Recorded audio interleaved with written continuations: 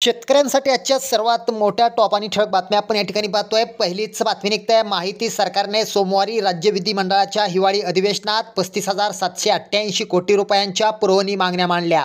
माहिती सरकारच्या पहिल्याच अधिवेशनात मांडण्यात आलेल्या या पुरवणी मागण्यांमध्ये लाडकी बहीण योजनेसह राज्य सरकारच्या चालू असलेल्या योजनांसाठी तरतूद करण्यात आली आहे। पुढली मोठी बातमी निघते राज्यातील वातावरणात बदल होत आहे। अनेक भागात कडाक्याची थंडी पाहायला मिळत आहे, तर काही भागात ढगाळ वातावरण होत आहे। दरम्यान अशातच हवामान अभ्यासक पंजाबराव डक यांनी हवामानाचा अंदाज वर्तवला आहे। डक यांनी दिलेल्या माहितीनुसार राज्यात अवकाळी पावसाची शक्यता वर्तवण्यात आलेली आहे, त्यामुळे शेतकऱ्यांची चिंता वाढलेली आहे। पंजाबराव डक यांनी दिलेल्या माहितीनुसार राज्यात 21 डिसेंबर ते 25 डिसेंबर पर्यंत भाग बदलत अवकाळी पाऊस पडण्याची शक्यता आहे। यामुळे शेतकऱ्यांनी 20 तारखेपर्यंत आपल्या शेताची कामे पूर्ण करावीत असं आवाहन डक यांनी केलं आहे। पुढली मोठी बातमी निघते खरीप हंगामात अतिवृष्टी व अन्य आपत्तीमुळे पिकांचं नुकसान झालेलं आहे। खरीप हंगामातील पीक विमा अग्रिम 25% प्रमाणे पात्र शेतकऱ्यांना तातडीने वितरित करावा।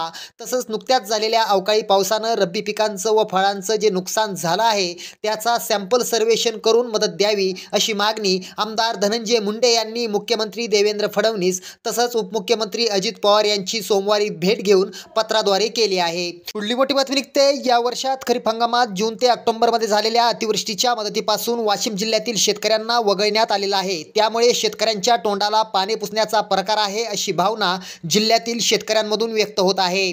महाराष्ट्र शासनाने 10 डिसेंबर रोजी शासन निर्णय काढला आहे। महाराष्ट्रातील 22 जिल्ह्यातील जून ते ऑक्टोबर मध्ये अतिवृष्टीने नुकसान झालेल्या शेतकऱ्यांना 3 हेक्टरच्या मर्यादेमध्ये नुकसान भरपाई मिळणार असल्याचे जाहीर केले आहे। मात्र त्यामध्ये वाशिम जिल्ह्यातील शेतकऱ्यांवर मोठा अन्याय झाल्याची भावना शेतकऱ्यांमध्ये निर्माण झाली आहे।